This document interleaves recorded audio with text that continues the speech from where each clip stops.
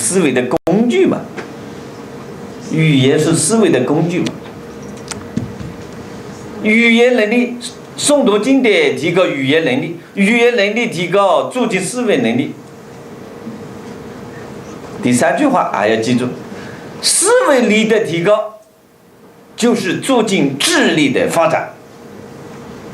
思维力的提高就是促进智力的发展。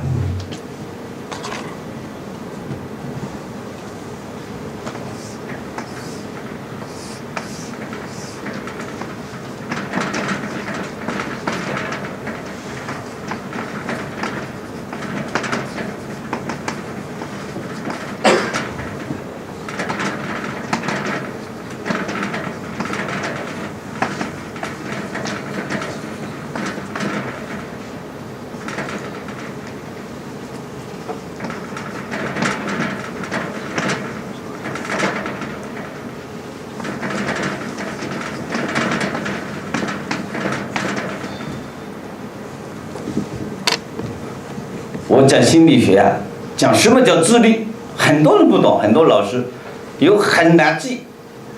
我告诉一个五角星，一下就记住了什么叫智力。人的智力就是聪明啊，智力就是聪明程度啊。一个人的聪明怎么来展示啊？怎么来体现？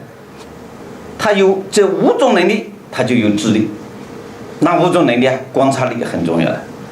如果这个人观察力看问题都看不到，这个人肯定是个笨蛋，是吧？智力不聪明的。观察力、注意力、记忆力、思维力、想象力，你看，组成智力。组成智力。观察力是智力的门户，你要提高智力，没通过这进教室来，没经过这个门，怎么进的教室来呀？观察力是智力的门窗、门户、大门。注意力是什么？注意力是什么？记忆力是什么？记忆力是智力的仓库，记忆力是智力的仓库，是吧？那么思维力是智力的核心，想象力是智力的翅膀，鸟的翅膀一样，智力的翅膀，没有想象力，这个智力也飞不起。注意力是什么？你们去查一下，我留一个东西给你们，是吧？我们按孔子的教学要有启发性，是吧？绝不告诉学生啊，这个老师不是个好老师，是吧？不是学生不动脑筋的，是吧？观察力是智力的门户，记忆力是智力的仓库，思维力是智力的核心，想象力是智力的翅膀。你看读经典是不是注经？第一，读经典前面我们讲了，心理学家讲读经典就是学生注意力马上就安静下来。你看了，现在没读经典的孩子浮躁的，他注意力不会集中的，很难集中的。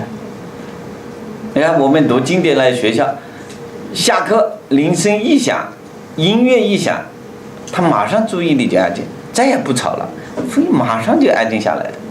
读经典就你看注意力、记忆力，那就不要讲了，我们讲了曾国藩了，是吧？好多了。你读经典的记忆力啊，他是原来很差的，他都是记忆力很好的，是吧？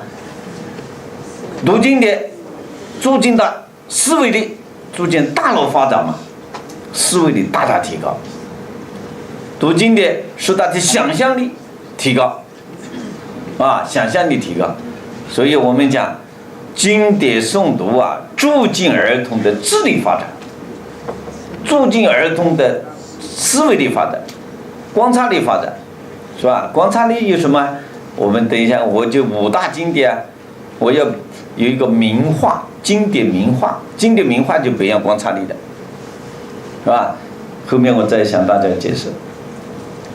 好，第8个我介绍一下美国著名教育家格林杜曼，学过他的著作吧？当今世界著名教育学家。我们现在有一些老师校长啊，不注意读教育家的著作。教育家是全世界研究教育的权威，是吧？最高水平的。你看他提出这些观点，就好像跟我们在研究经典教育，是吧？专门为我们研究的。你看，幼儿从2岁开始就有阅读能力，而且越接近2岁，学习语言能力也就越强。小朋友能不能读啊？幼儿能不能够读啊？不是我说了算，啊！你也不光只是刘院长说的，2岁小朋友能够读经典。世界著名的教育家格林杜曼说的，是吧？越接近2岁，学习语言能力越强。第2个观点，你看，阅读经典书籍，这不是我说的，是吧？阅读经典书能够促进脑神经的发达，而且完全不会有不良的后果。我找到答案了。家长就说：“哎呀，你们这个是不是摧残儿童啊？我们一些教育局分管幼儿教育的，你们是摧残儿童啊！2岁就读《道德经》啊，你不是害我们的青少年吗？是害吗？不是一个心理学家、教育学家说，这么多教育学，全世界的心理学家、教育学家都说，读经典没有半点后果，并且只有好处。”是吧？第3个观点，你看这个观点啊，太好了。哎呀，我把格林杜曼，我们全世界教育家的所有教育结论一出来，我们就是学习的。大家一定要注意教育理论的学习啊！你不能只读经典，教那个经典。所以我们教经典的人，首先要有很高的理论教育理论水平，要有很好的心理学理论知识。是吧？没有学心理学的，教不好经典；没有学好教育学，教不好经典。这就是我的结论。你看，有些教了半年，教到孩子不读了，把孩子教死了，就不懂教育学，不懂心理学，不懂儿童生理学、儿童年龄特征，是吧？你看，他怎么说？凡是优秀的天才，大多在年幼时便具有良好的阅读能力，因此从小便应该尽量训练其阅读能力，将来在